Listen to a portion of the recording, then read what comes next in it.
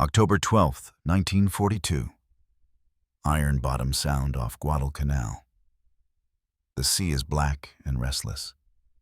The sky is darker. On the deck of USS Helena CL-50, the spray of warm Pacific water mixes with diesel fumes and the stink of cordite, and every man is looking up. Raid incoming. Bearing 270. Altitude 800. Fast movers. The voice from Combat Information Center is tense but controlled. They've heard it every night for weeks now. The Japanese call them washing machine. Charlie single bombers, or small groups of Bettys that come in low in the dark and drop a couple of bombs just to make the Americans lose sleep. But tonight is different.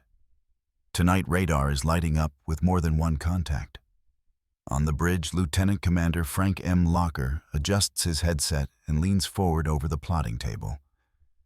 Helena is already at general quarters. Her 5-inch 38 dual-purpose guns are manned.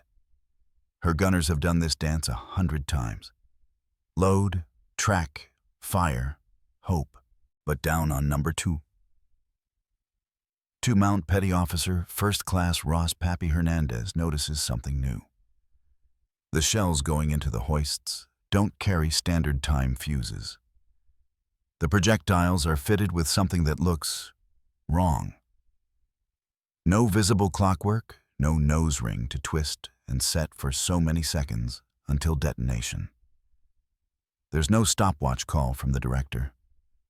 The loader doesn't shout, "Set to 4.2" because there's nothing to set. The men have been told almost nothing. Need to know. Don't talk about it on shore. Don't write it in letters. All they were told by a visiting ordnance officer with absolutely no humor was this: don't drop 'em.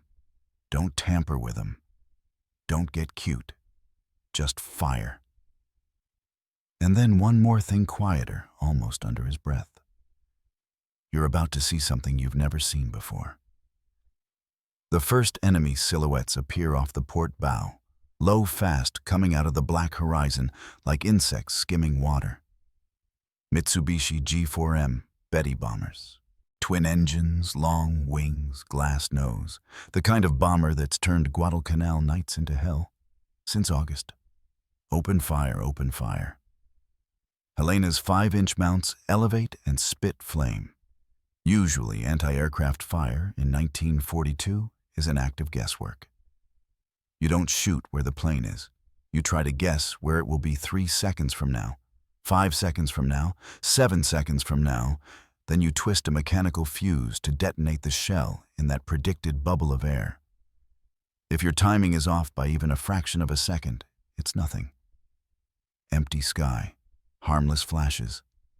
Tonight there's no guesswork. The first salvo goes up. And then something happens that makes even hardened gunners shout.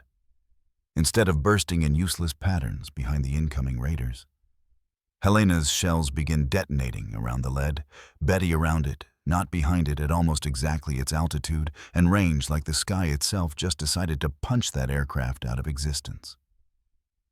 Not near misses. On target. The Betty doesn't trail smoke and limp away. It just ceases to fly. The left wing shreds. The nose disintegrates.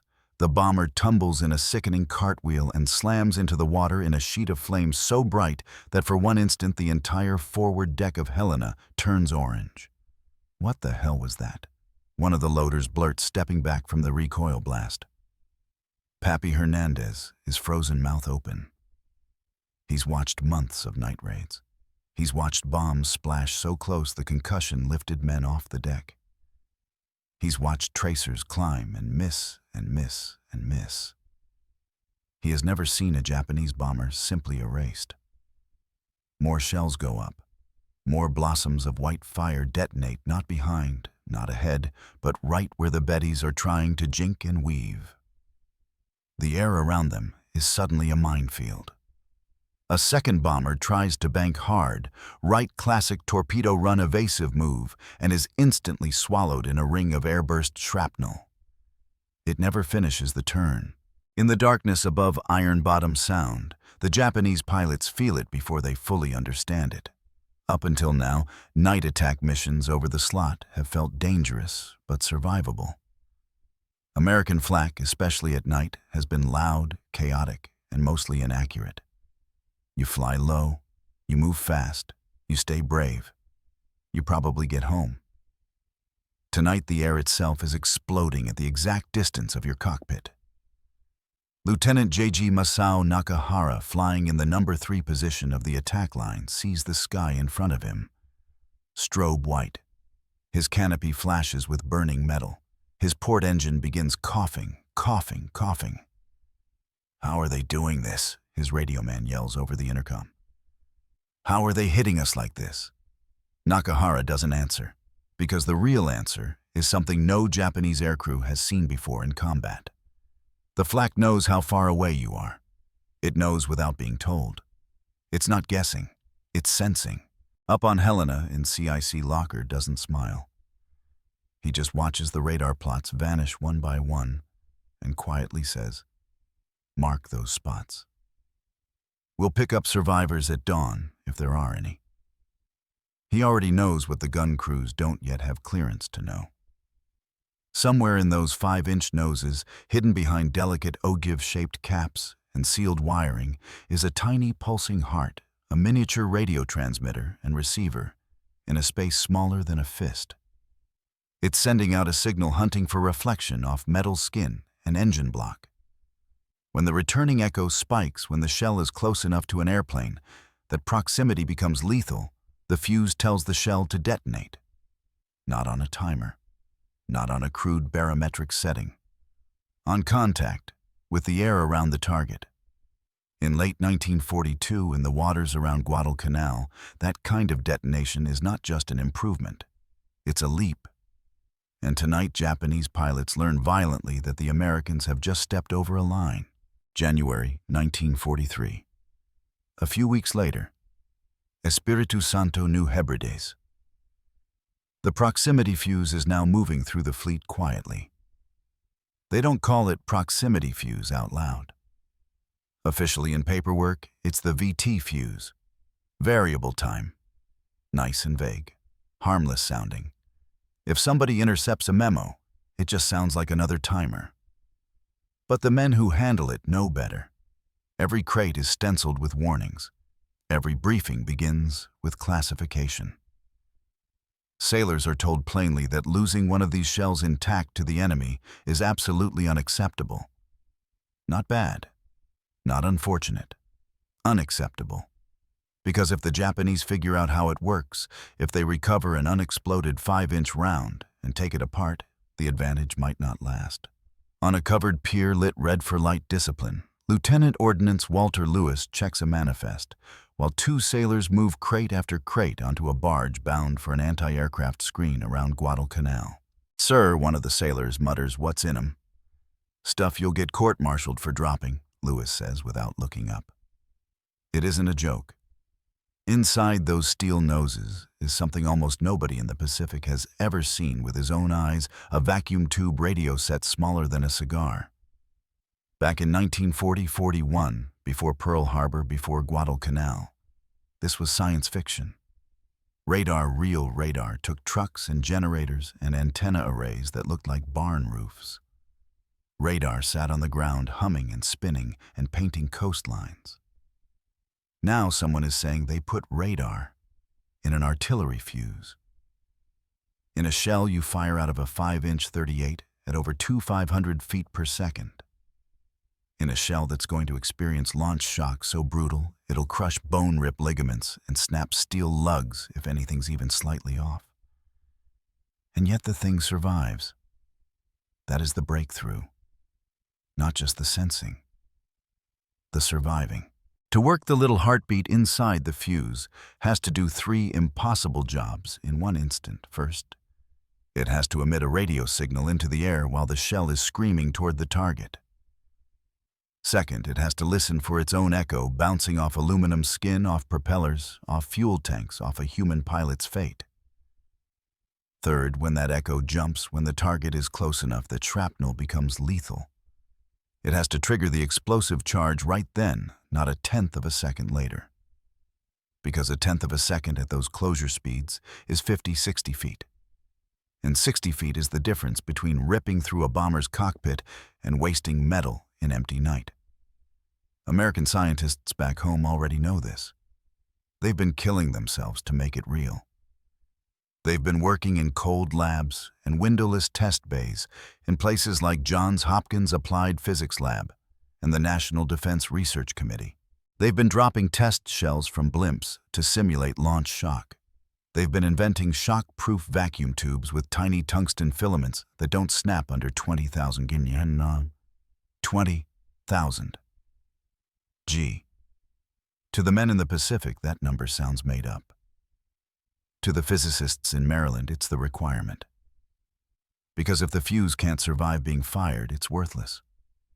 If it survives being fired but detonates a split second too soon, it blows up in front of your own ship's guns. And if it survives and waits too long to detonate, it behaves like every other AA shell in the war. So far loud, impressive, basically useless. The proximity fuse is not useless. The first time the VT-fused shells see combat in numbers, the effect is so immediate that after-action reports read like disbelief. Enemy aircraft disintegrated under bursting pattern, one cruiser reports. Single salvo appeared to neutralize entire approach element, another writes. These are calm naval officers writing in official language, and even they can't hide the shock. But the men who fear it the most are not on the ships. They're in the cockpits. Late 1942, early 1943. The slot. New Georgia Sound. Black water moonlit caps. The Imperial Japanese Navy has been flying brutal night missions to keep pressure on Henderson Field and the American beachheads.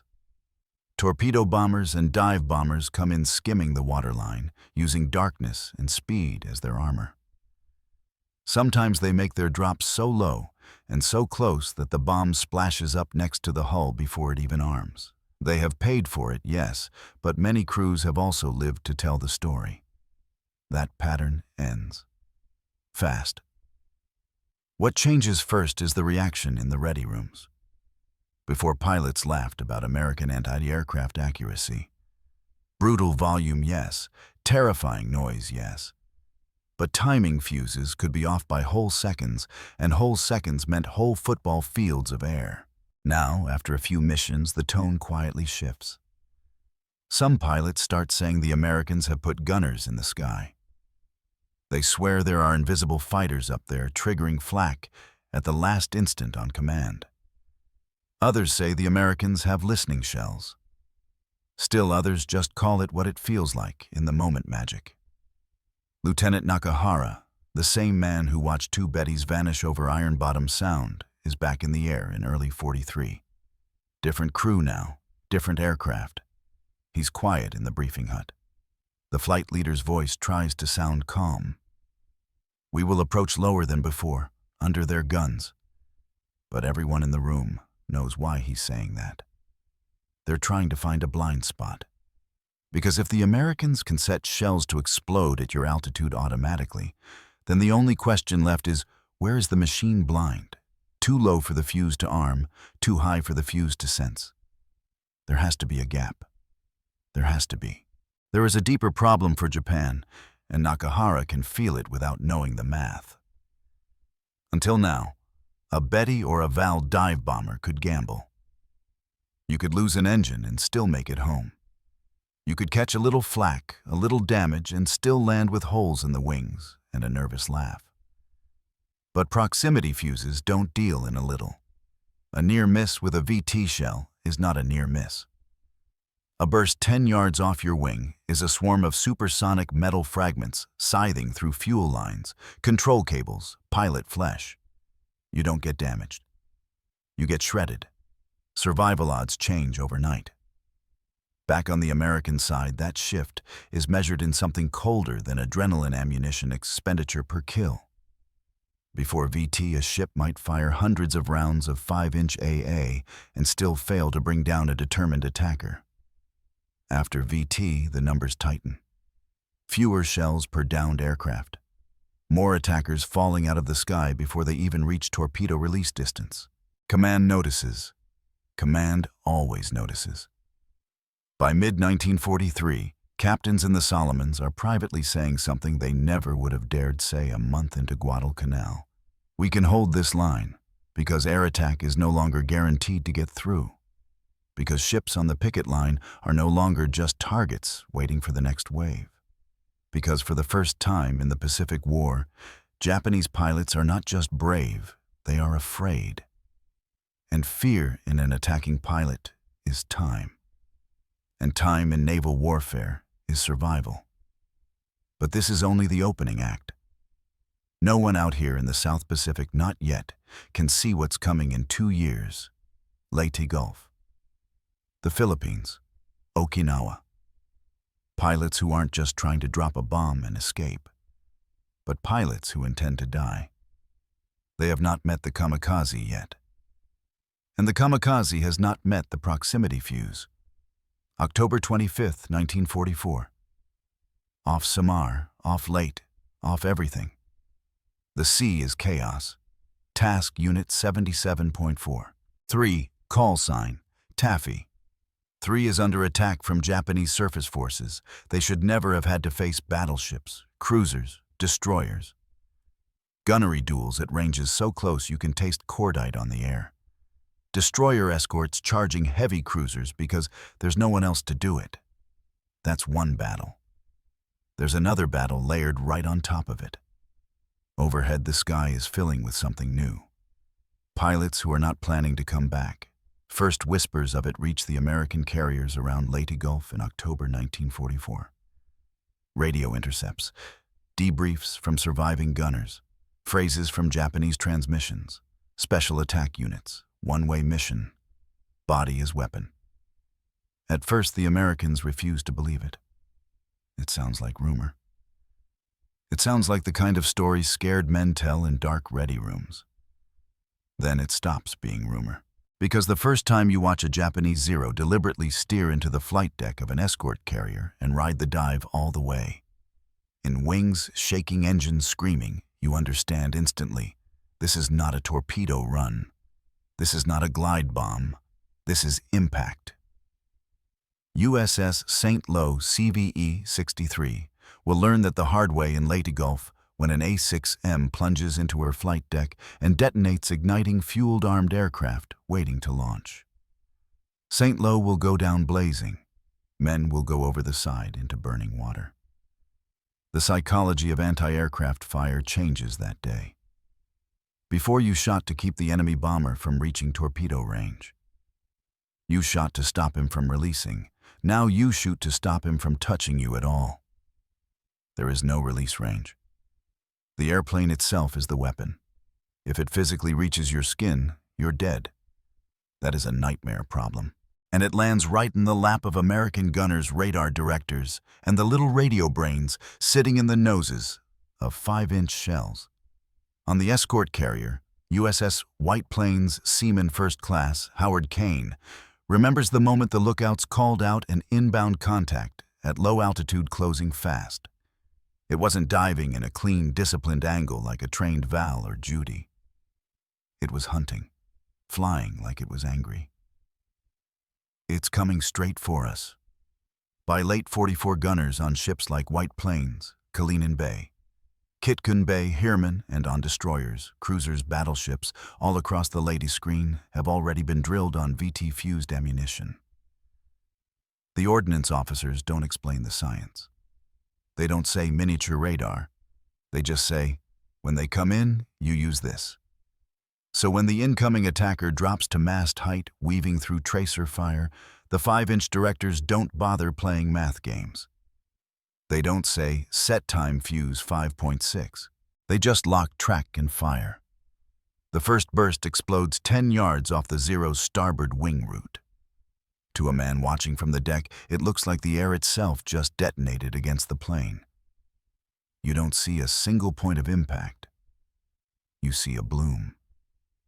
A white-hot blossom of steel fragments mushrooming around the cockpit and engine cowling, and then you see parts. Wings, tail, fuel. The Zero doesn't even get the dignity of a final dive. It just loses shape and ceases to be an airplane. On the American ship, cheers rip across the gun tubs raw and cracked. Relief doesn't feel like victory, it feels like survival, purchased in the last half-second available. Because here's what everyone understands now: against a kamikaze almost is useless. If you miss him by 50 feet, he still hits you. If you clip his wingtip, he still hits you.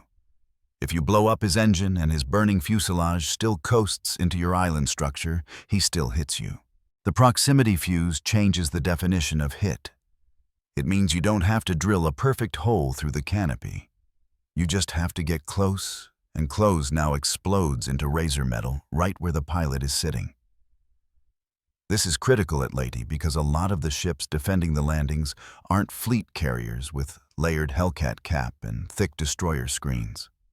Many are escort carriers, jeep carriers slow, thin-skinned, crammed with replacement aircraft and spare parts. Many are destroyer escorts, barely more than tin cans with a 5-inch mount. They were never designed to solo duel a battleship. They were definitely never designed to fight a man who is using his entire airplane as a guided warhead. And yet in those days, off Leyte they do.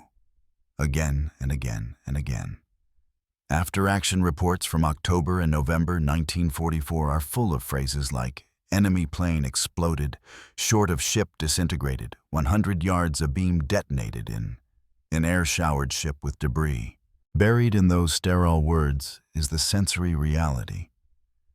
Flashes at eye-level chunks of Zero fuselage tumbling across the water, the smell of burnt avgas blowing across the deck like hot paint.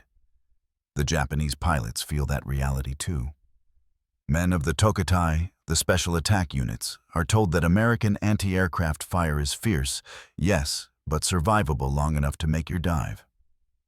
You just have to endure a few seconds of flak. Keep your nose on target. Fight the pain. Die well. What they are not told is that those few seconds are now inside a kill zone that blooms around them like a steel flower. One pilot survives a near approach after his squadron is nearly wiped out by VT bursts. When he's finally debriefed, shaking burned, he's asked what happened. They are exploding the air, he says. Not shells, not guns, not barrage. They are exploding the air. To him it feels supernatural. To the Americans it feels like engineering finally caught up with desperation. Here is the brutal truth of late 1944. No one in the U.S. Navy thinks they can stop every kamikaze. They can't. Leyte proves that. Ships still die. Men still die. The kamikaze is not a myth. He is a fact, and he is deadly. But Leyte also proves something else quietly in numbers and fragments and flaming cockpits that never make it to the target. The proximity fuse means the cost of getting close just went up. It means a kamikaze pilot can no longer count on that last 2 seconds uncontested. It means even a small, thin-skinned escort carrier can reach out and smash a human-guided missile before it touches steel. In naval war, that is the difference between a damaged deck and a funeral detail.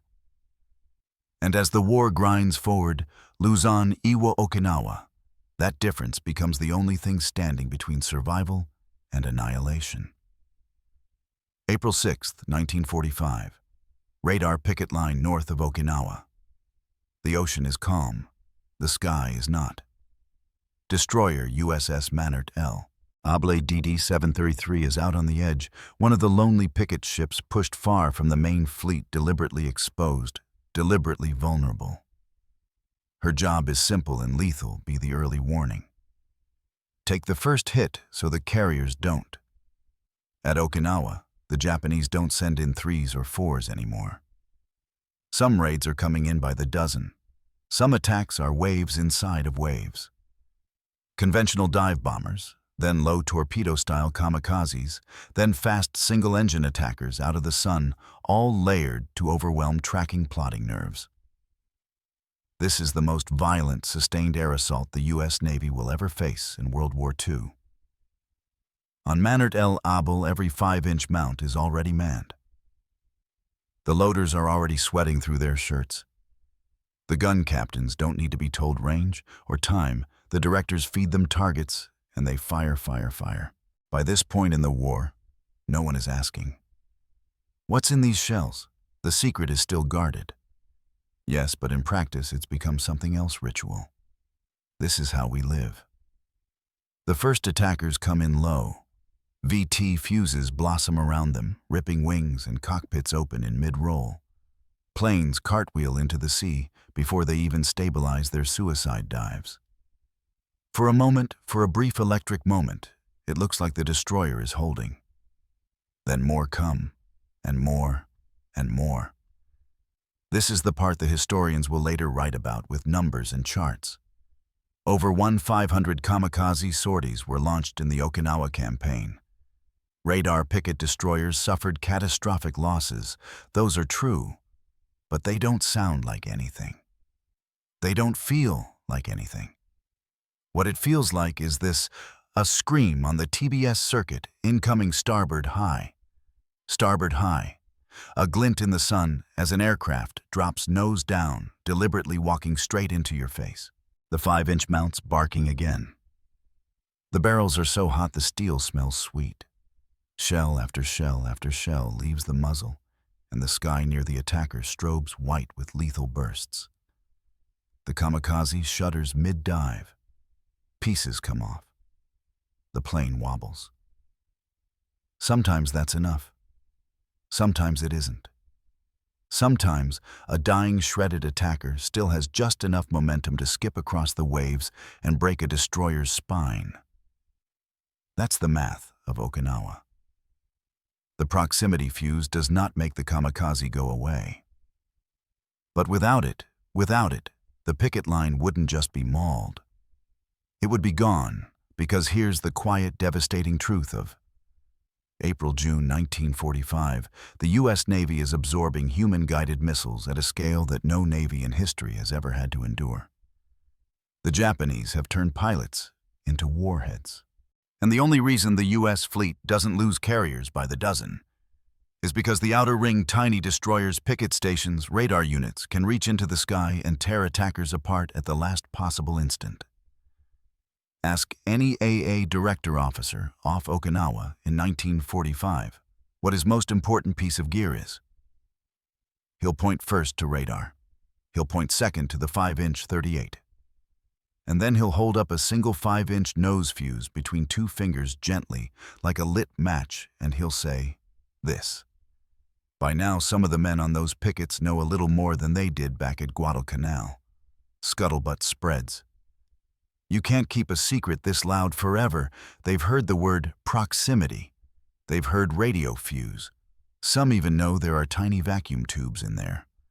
They know that if one of these shells fails to detonate and it lands intact on Japanese soil, someone in Washington will start grinding their teeth. So gunners have orders. If you fire VT and the dud falls in the water nearby, you sink it. You take rifles and 50 cals, and you shoot your own dud shell until it explodes underwater. You do not let it wash ashore. You do not let anybody recover it. That's how serious this is. That is how valuable this edge has become. And on the other side, the Japanese pilots, what's left of them, are now flying into something they were not trained for. In 1942, pilots like Nakahara flew combat missions with experience, with skill, with formation tactics.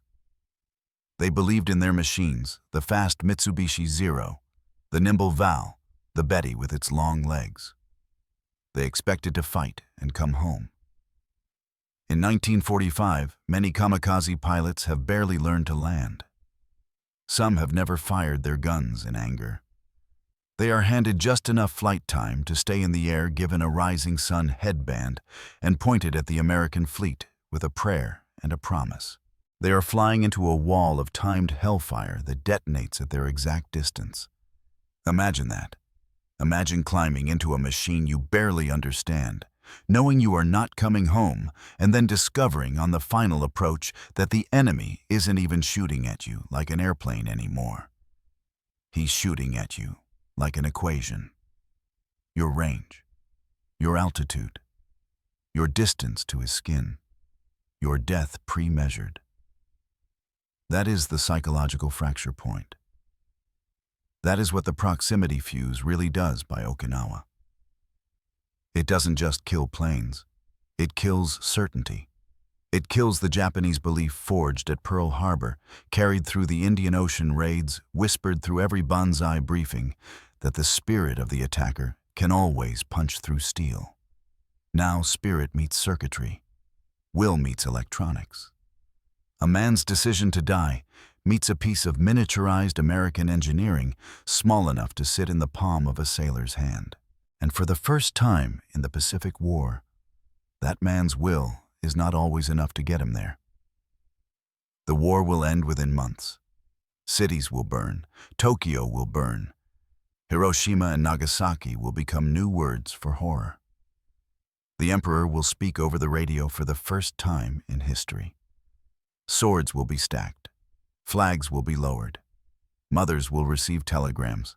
Sailors will go home and try not to talk about what they saw.